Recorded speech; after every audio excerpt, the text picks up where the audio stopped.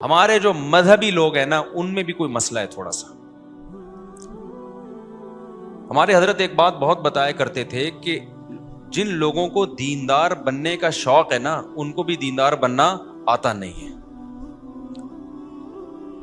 دیندار بننا آتا نہیں ہے.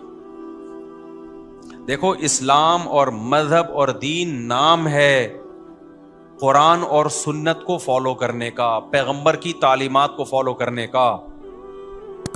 آپ کے مزاج کو فالو کرنا اس کو اسلام نہیں کہتے. ہمارے یہاں کچھ چیزیں لوگوں میں مشہور ہو گئی ہیں. جب حضرت مولانا طارق مل صاحب کے بیٹے کی حادثاتی موت ہوئی نا تو کچھ چیزیں اس وقت بھی میرے سامنے آئی. لوگ کہہ رہے تھے خودکشی کی ہے, خودکشی تو نہیں کی تھی 100%, یہ تو ثابت ہو گیا ہے, چیمبر میں گولی غلطی سے چل گئی. ایک بات ہے اگر بالفرض کی بھی ہے خودکشی, مثال ہے, تو اس کا مولانا طارق مل صاحب کے دیندار یا بے دین ہونے سے کیا تعلق بھائی؟ یہ اللہ نے کب کہا ہے کہ جنت میں وہ جائے گا جس کا بچہ بھی نیک ہوگا؟ یہ کہیں لکھا ہوا ہے قرآن میں؟ نہیں ہے میرا خیال ہے. بات کہتے خودکشی کے خلاف بیانات, اپنے گھر میں خودکشی ہو گئی, تو ہو سکتا ہے بالکل. انسان اپنے عمل کا مکلف ہے, بیوی بچوں کے عمل کا مکلف نہیں ہے. قرآن نے کہا قوا انفسکم واہلیکم نارا, اپنے آپ کو اپنے بیوی بچوں کو جہنم سے بچانے کی کوشش کرو, بچا پاؤ گے.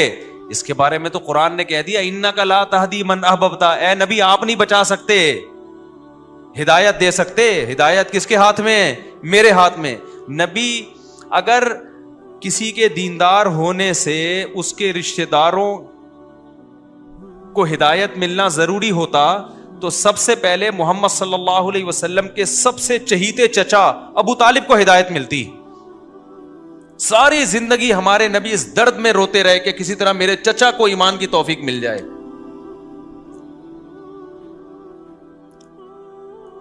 نوح علیہ الصلوۃ والسلام نے 950 سال تبلیغ کی ہے, بیٹا کافر ہو کے مرا ہے.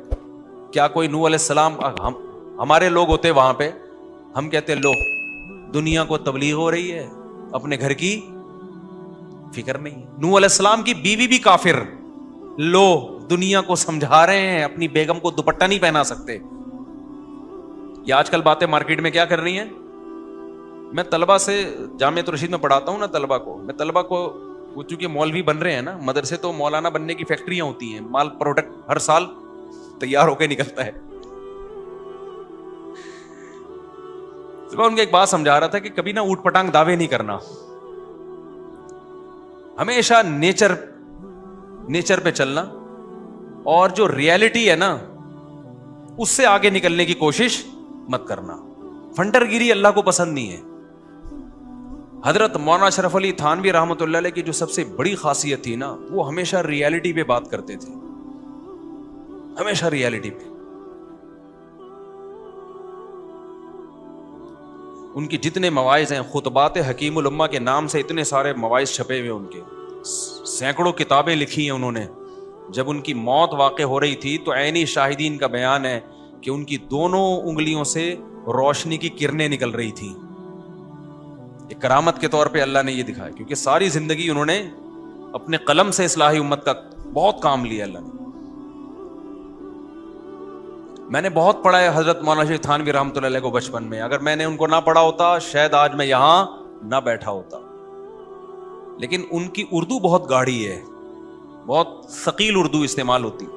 کچھ کتابیں حضرت مولانا شیخ تھانوی کی طرف منسوب ہیں جو ان کی ہیں نہیں, کچھ اوٹ پٹانگ چیزیں. تو خیر, کبھی بھی ریالٹی سے ہٹ کے مت جاؤ. مثلا میں نے طلبہ کو سمجھایا, میں نے کہا جب تم کل مولانا بنو گے تو اخلاق پر بیان کرو. اچھے اخلاق وہ ہوتے ہیں انسان غصہ نہ کرے, ہر ایک سے تمیز سے بات کرے, نیک لوگوں کے گھر میں ہمیشہ محبتیں ہوتی ہیں, کبھی جھگڑے نہیں ہوتے. یہ ہمارے واعظین بیان کر رہے ہوتے ہیں. پتہ چلا آپ کے گھر میں ہو گیا پڈا, لوگ کہیں گے دیکھو بھائی محبتوں پہ بیان ہوتے ہیں, اپنے گھر سے چیخنے چلانے کی آوازیں آ رہی.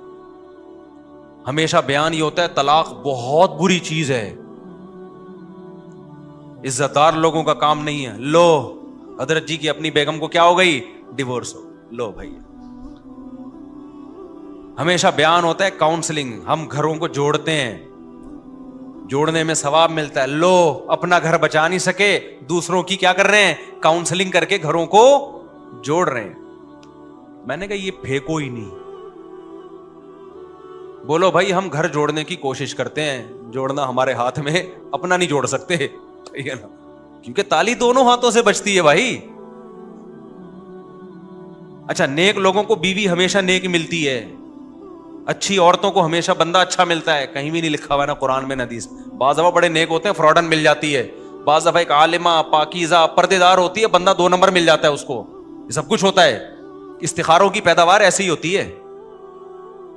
یہ جو آج کل خلاف سنت استخارے نکال رہے ہیں نا، استخارہ نکالا اور یہ والا رشتہ نکل آیا، تو پھر وہ چرسی نکلتا ہے اس میں، کیونکہ آپ شریعت سے آگے. شریعت نے کب کہا استخارہ نکال کے شادی کرو بھائی؟ شریعت نے کہا مشورے کرو، لوگوں سے اس کی تحقیق کرو. فردی چیزیں بنائی ہوئی ہیں. ایک خاتون نے کہا میرا ایک رشتہ آیا ہوا ہے، میں نے کہا بھائی وہ آپ کے ابا نے اس کی تحقیق کی ہے، اس کے دوستوں سے اس کے ساتھ سفر کیا یا اس کی پوری انکوائری کی ہے؟ نہیں، میں نماز پڑھتی ہوں، تہجد پڑھتی ہوں، مجھے یقین ہے اللہ میرے ساتھ غلط نہیں کر سکتا، مجھے یقین ہے میرا اللہ میرے ساتھ ہے، میں اللہ پہ توکل کروں گی. ابے کیوں بھائی، تو کیا مریخ سے آئی ہوئی ہے؟ کوئی الگ ٹائپ کی خاتون ہے کیا کہ تو پہلی ہے جس نے تہجد پڑھی ہے؟ کیا تہجد گزاروں کو چرسی ہیروئن سے نہیں ملتے، 2 نمبر نہیں مل جاتے؟ اسلام نے کب کہا ہے کہ جب تم تہجد پڑھتے ہو تو جو آ جائے ہاں کر دو؟ یہ کہا اسلام نے؟ ابے یار آپ لوگ کو سمجھ میں نہیں آ رہا. اللہ میاں نے اسباب کے ساتھ دنیا کو جوڑا ہے میرے بھائی. دعا اسباب کے بعد قبول ہوتی ہے. اسباب اختیار کیے بغیر دعاؤں کو فوکس کرو گے، اس کا مطلب آپ دعاؤں میں ہی مخلص نہیں ہو. ایک آدمی کما نہیں رہا، بیٹھا بیٹھا دعائیں مانگ رہا ہے، اللہ روٹی دے دے، تو قیامت تک مانگ مانگ کے مر جائے گا، روٹی نہیں ملے گی اس کو، اٹھ کے پھوٹنا پڑے گا، جانا پڑے گا بازار میں. ایک صاحب آئے مجھے کہنے لگے میرا بیٹا کسی کام کا نہیں ہے.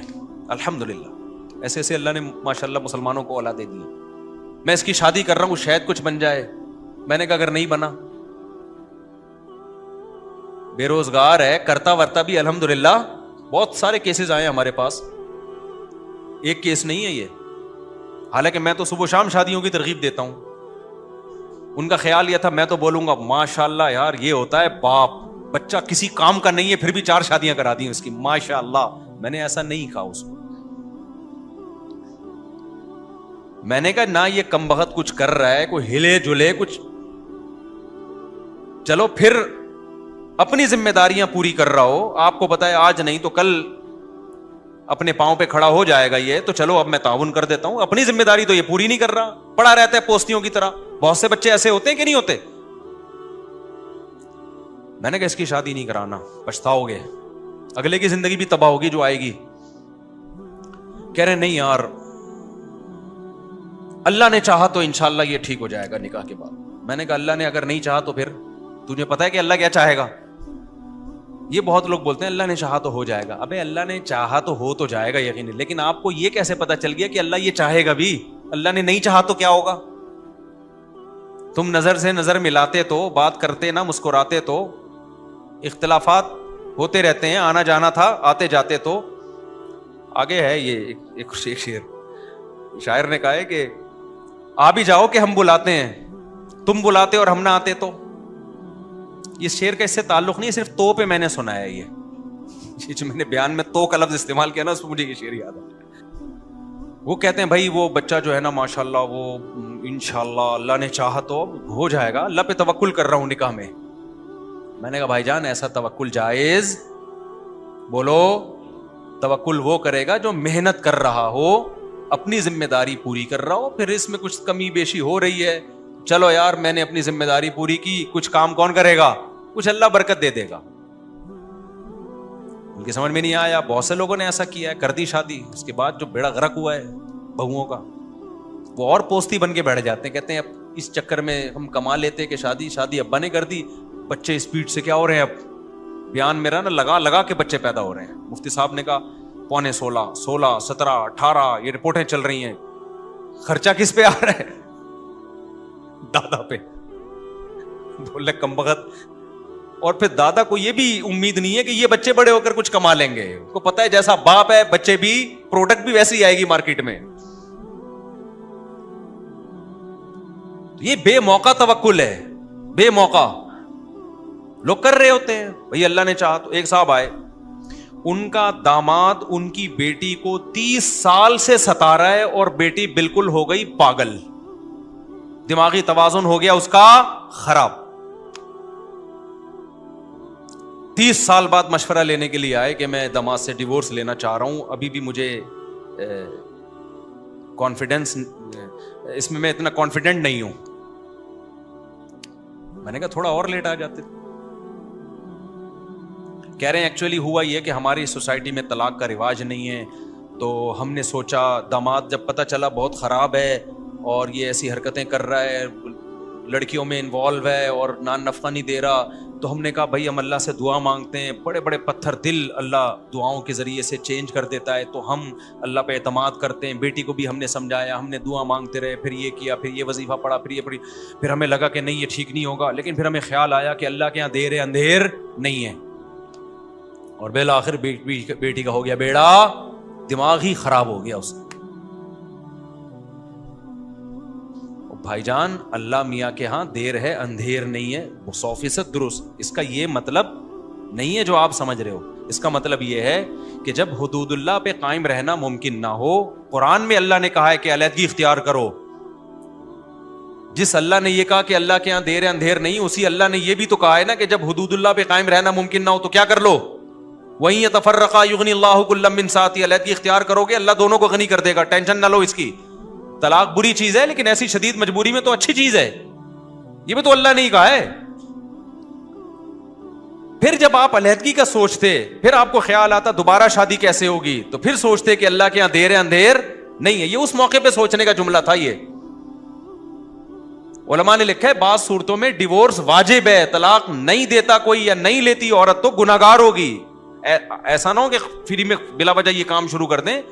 جب یہ کنڈیشن ہو کہ مار دھاڑ ایک دوسرے کا سر پھاڑ رہے ہو, خودکشیوں کے خیالات آ رہے ہوں, تو اسلام کیا کہتا ہے, علیحدگی اختیار کرو, چپکا کے نہیں رکھو ایک دوسرے کے ساتھ.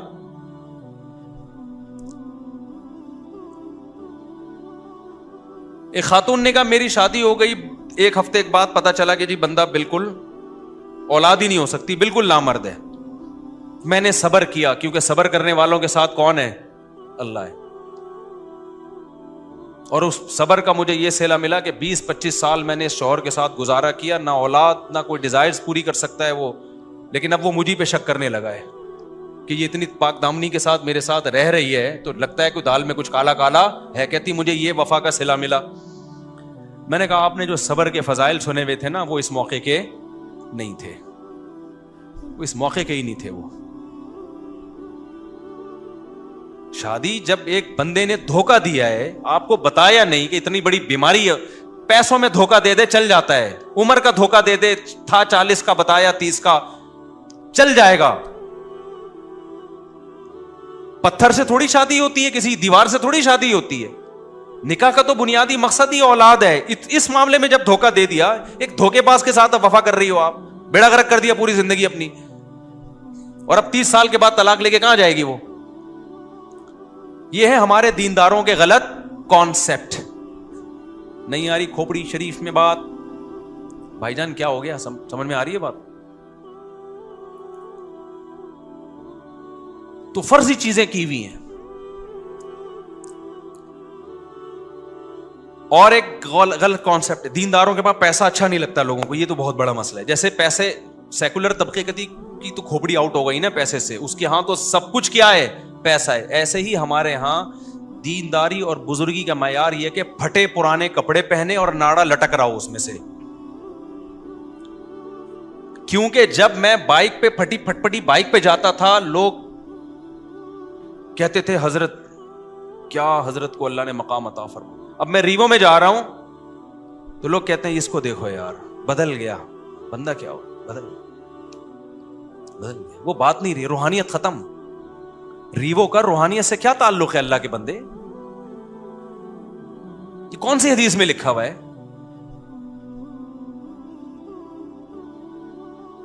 یہ سیلفیاں لے رہے ہیں. سیلفی لینے کا اس سے کیا تعلق ہے بھائی؟ ایک صاحب نے لکھا ہمارے مدرسے کے طالب علم کہ میں اس مفتی کے بیان پہلے بہت شوق سے سنتا تھا. پہلے یہ سادہ تھا, پتہ نہیں کیا مطلب تھا, شاید ناڑا لٹک رہا ہوگا, کیا ہوگا.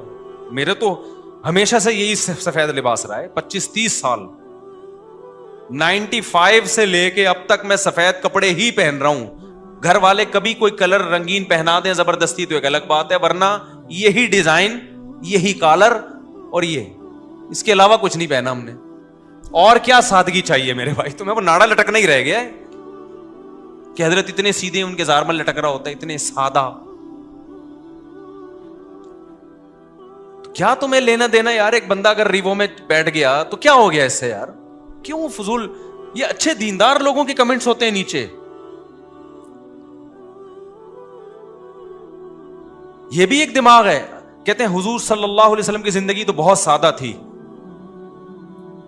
دیکھو ہمارے نبی کی زندگی میں تو پھر سفید کپڑے بھی نہیں تھے. اگر نبی کی زندگی کو فالو کرنا ہے تو اس میں پھر جو کی روٹی ہے, گندم کی روٹی بولو نہیں ہے. پھر تو علماء کو چاہیے کہ ایک ٹائم جو کی روٹی کھائیں بس. پھر اس میں ایک لنگی ہے, کبھی اوپر کی چادر تھی کبھی نہیں تھی. وداؤٹ قمیض ہمارے نبی صلی اللہ علیہ وسلم گھومتے تھے, اس لیے کہ کپڑا ہی نہیں تھا. پھر تو اگلا بیان میرا دھوتی پہن کے ہوگا, وداؤٹ بنیان. پھر دیکھتا ہوں ایسی سادگی آپ افورڈ کر پاؤ گے کہ نہیں کر پاؤ گے. پھر 40 دن گھر میں چولہا نہیں جلتا تھا. پھر یہ والی زندگی ہے, 40 دن پھر آپ بھی کبھی گھر میں ہم چولہا نہیں جلے. کوئی ٹکے گا گھر میں؟ اب تو 4 کی باتیں کر رہا ہوتا ہوں, اس کے بعد ایک بھی نہیں ہوگا گھر میں. او بھائی وہ جو نبی کی زندگی تھی نا, یہ سادگی والی کی, ایک لنگی ہے, اوپر پہننے کی قمیض بھی, غربت تھی, مسکنت تھی, یہ نبی کی اختیاری تھی. اس میں نبی نے ہمیں اپنے آپ کو فالو کرنے کا حکم نہیں دیا. اگر فالو کرنے کا حکم دیا ہوتا تو حضرت عثمان اور عبد الرحمن بن عوف کی بھی یہ زندگی ہوتی. ان کی تو بڑی لگژری زندگی تھی. حضرت عثمان کے اونٹ تجارتی ایک دفعہ مدینہ میں آئے ہیں نا, تو مدینہ کی زمین ہلنے لگی. پتا چلا کہ سینکڑوں اونٹ مال سے بھرے ہوئے مدینہ میں آ رہے ہیں. اونٹ کا چغازا وزن ہوتا ہے. جب سینکڑوں اونٹ لدے ہوئے آ رہے ہوتے ہیں, پتا چل غبار سے اور اس کی شان و شوکت سے پتا چلا کہ کس کا تجارتی قافلہ آ رہا ہے, عثمان کا. نہیں آئی میرا خیال ہے بات سمجھ میں؟ تو ہمارے نبی نے تو ان کو منع نہیں کیا. یہ ہمارے نبی کا فقر اختیاری تھا. اللہ نے آپ کا مزاج ایسا بنایا تھا. اس میں بہت ساری حکمتیں تھیں. وہ حکمتیں کیا تھی اس پر میں کئی دفعہ بیان کر چکا ہوں, ابھی یہ میرا ٹاپک نہیں ہے. سلیمان علیہ السلام بھی تو اللہ کے پیغمبر تھے نا. کتنا بڑا عالی شان تخت تھا ان کا, کیسا عالی شان تاج تھا ان کا. ہمارے آج کے یہ صوفی ٹائپ کے, جو جاہل ٹائپ کے صوفی ہیں, یہ اس دور میں ہوتے, حضرت سلیمان کے پاس آ کے کہتے کہ آپ کی تو اسٹائل ہی الگ ہے. آپ کا تو یہ تو بزرگوں کا اسٹائل یہ ہوتا ہی نہیں ہے. آپ کا تو لشکر دیکھو اور لگژری زندگی دیکھو. آپ کا تو تخت اتنا بڑا عالی شان تخت تھا. سلیمان علیہ السلام ایک چھپڑا بھی تو بنوا سکتے تھے نا بیٹھنے کے لیے. ایک منجی ہوتی, اس پہ سلیمان علیہ السلام آگے بیٹھ جاتے, دربار وہاں بھی لگ جاتا. ارے منجی نہیں ہوتی جس میں نیچے سے بھی ہوا لگتی ہے. بیڈ میں نا نیچے سے ہوا نہیں لگتی. منجی میں فائدہ ہوتا ہے کہ نیچے سے بھی ہوا لگتی ہے, اس میں زیادہ سکون کی نیند آتی ہے. تو سلیمان علیہ السلام ایسے بھی تخت لگا سکتے تھے کہ چارپائی ہوتی ہے وہ جو کھجور کے پتوں والی, اس پہ بیٹھتے. ہمارے نبی کا تخت تو یہی تھا بھائی. ہمارے نبی زیادہ بڑے بادشاہ تھے سلیمان علیہ السلام سے, لیکن تخت کیسا تھا؟ ایک بوریا چٹائی جس پہ نشان پڑ جاتے تھے. سلیمان علیہ السلام بھی اللہ کے محبوب پیغمبر, لیکن ان کا انداز کیسا تھا؟ اتنا عالی شان تخت, ملکہ سبا دیکھ کے ہوش اڑ گئے. ہیرے جواہرات جڑے ہوئے اس میں. اب کوئی کہتا ہے یہ بزرگ ہیں, ان کا انداز تو دیکھو. اور بات کا انداز بھی وہی تھا. ہدہد مارکیٹ سے شارٹ ہوا, سلیمان علیہ السلام نے فرمایا وداؤٹ پرمیشن یہ مارکیٹ سے شارٹ کیوں ہوا ہے؟ جب آئے گا اگر اس نے معقول ریزن پیش نہیں کی, اس کو میں سزا دوں گا یا اس کو ذبح کر ڈالوں گا میں. آپ کو لو بھائی ان کے تو بات کیسے کر رہے ہیں یار یہ. یہاں کے صوفی ہوتے کہتے یار یہ تو بات بھی عجیب انداز سے کر. بھائی حکومت چلانا ہے تو اسی اسٹائل میں بات ہوگی. اگر سلیمان السلام کا اسٹائل یہ ہوتا ہد ہد جب آئے گا تو دیکھیں پہلے میں اس کو محبت سے سہروزے کی جماعت میں بھیجوں گا, پہلے محبت سے سمجھاؤں گا میں اس کو, تو ہد ہد تو سدھرتا نہیں سدھرتا, جو اور درباری تھے وہ بگڑ جاتے. بولتے ہیں یہ صحیح مل گئے بھائی ہمیں بادشاہ سلامت, جہاں مرضی غائب ہو جاؤ, کوئی بھی بہانہ کر دو. یہ دل کے اتنے نرم ہے وہ بہانہ کیا کر لیتے ہیں, قبول کر لیتے ہیں. سلیمان السلام کو حکومت چلانی تھی, فوج تھی. فوج میں ایسا نہیں ہوتا میدان جنگ میں فوجی مارکیٹ سے شارٹ ہے تو آفیسر آئے کہہ رہا ہے آپ کہاں گئے ہوئے تھے بیٹا, ابھی تو جنگ شروع ہونے والی ہے, میری نانی کا انتقال ہو گیا تھا سر میں وہاں گیا تھا. کوئی بات نہیں بیٹا, انسان کے اخلاق اچھے ہونے چاہیے, میں تمہیں کوئی سزا نہیں دینا چاہتا, آئندہ خیال کرنا. نانا کا انتقال پہ بتا کے جانا. ایسا ہوتا ہے کسی فوج میں نہیں ہوتا. نظام چلانا ہے بھائی, اس میں ڈانٹ بھی ہے, سزا بھی ہے, دھمکیاں بھی ہیں, کورٹ مارشل بھی ہے. تو جس کی نیچرل لائف ہوگی اس میں دھمکیاں بھی ہوں گی, بدماشیاں بھی ہوں گی, پھٹے بھی ہوں گے, اللہ نہ کرے طلاقیں بھی ہو سکتی ہیں, سب کچھ ہو سکتا ہے. یہ سب سوسائٹی کا حصہ ہے. وجہ اس کی ہے کہ ہو سکتا ہے آپ صحیح ہو, سامنے والا ٹھیک نہ ہو, اور یہ بھی ہو سکتا ہے سامنے والا ٹھیک ہے, آپ ٹھیک نہ ہو. عورت بعض دفعہ بہت نیک ہوتی ہے, بندہ بہت ہی 2 نمبر آدمی ہوتا ہے, وہ طلاق لے لیتی ہے. لوگ کہتے ہیں لو بھائی عالمہ ہے, با پردہ ہے, مدرسوں میں ساری زندگی گزار دی اور اپنے شوہر کے ساتھ نباہ نہیں کر سکی. اب ہمیں سمجھا, او بھائی ہو سکتا ہے وہ شوہر اتنا نالائق ہو کہ وہ نباہ کے قابل ہی نہ ہو. تو یہ موضوع بڑا تھوڑا سا لمبا ہے, ابھی وقت ہمارا چونکہ ختم ہو گیا, تو جمعے کی نماز کے بعد کچھ سوالات کا سیشن بھی ہوگا, کچھ اس موضوع کو تھوڑا سا میں کمپلیٹ کروں گا. تو یہ وہ چیزیں جن کا دینداری سے کوئی تعلق بولو نہیں ہے. پھر تعلق کن چیزوں کا ہے وہ بتاؤں گا انشاءاللہ میں. آپ کہیں گے پھر ہے کن چیزوں کا تعلق, تو پھر تو ایک دنیا دار میں اور دیندار میں کوئی فرق ہی ختم ہو گیا. تو وہ فرق بتاؤں گا میں. ابھی تو میں بتا رہا ہوں کون سی چیزوں کا دین سے کوئی تعلق نہیں ہے. سمجھتے ہو گے نہیں سمجھتے؟ تو باقی وقت چونکہ پورا ہو گیا تو انشاءاللہ جمعے کی نماز کے بعد تھوڑی دیر ہم بیٹھیں گے, آپ لوگ لائن پہ رہیے گا. یہ جو آج بیان ہوا ہے نا, تھوڑا سا میں اس کو تھوڑا سا کنٹینیو کر لوں, ورنہ پھر اس پہ ڈیٹیل میں بات کروں گا. میں مثال دے رہا تھا مولانا تاج مل صاحب کی نا, کہ لوگوں نے مشہور کیا ہوا ہے کہ یہ کر دیا وہ کر دیا. تو دینداری کے لیے لوگوں نے خود سے چیزوں کو فرض کر لیا ہے, بہت ساری چیزوں کو, حالانکہ ان کا دینداری سے کوئی تعلق نہیں ہے. یہ جو میں نے اپنے بارے میں کہا کہ لوگوں کو گاڑی میں جاتا ہوا بندہ پسند نہیں آ رہا, کہ لوگ کہتے ہیں سادگی نہیں ہے, تو اپنے بارے میں رپورٹیں پیش کرنا مقصد نہیں ہے, اپنی صفائیاں پیش کرنا. مقصد یہی ہے کہ لوگوں کا جو یہ کانسیپٹ ہے نا کہ بڑی گاڑی میں گھومنا, جہاز میں سفر کرنا اور اچھے کپڑے پہننا, یہ سادگی کے خلاف ہے اور دیندار لوگ ایسے نہیں ہوتے, یہ کانسیپٹ غلط ہے. اپنی صفائیاں پیش کر کے ہم نے کیا کرنا ہے, کسی نے ہم نے کون سا کوئی وہ کیا کرنا ہے ہم نے, یعنی کوئی الیکشن میں تھوڑی کھڑے ہونا ہے میں نے کہ میں اپنی رپورٹیں پیش کروں تاکہ اگلی دفعہ مجھے ووٹ ملے. مقصد یہ بتانا ہوتا ہے کہ یہ اپنی طرف سے چیزیں لوگوں نے بنا لی ہیں, ان کا دین سے کوئی تعلق نہیں ہے.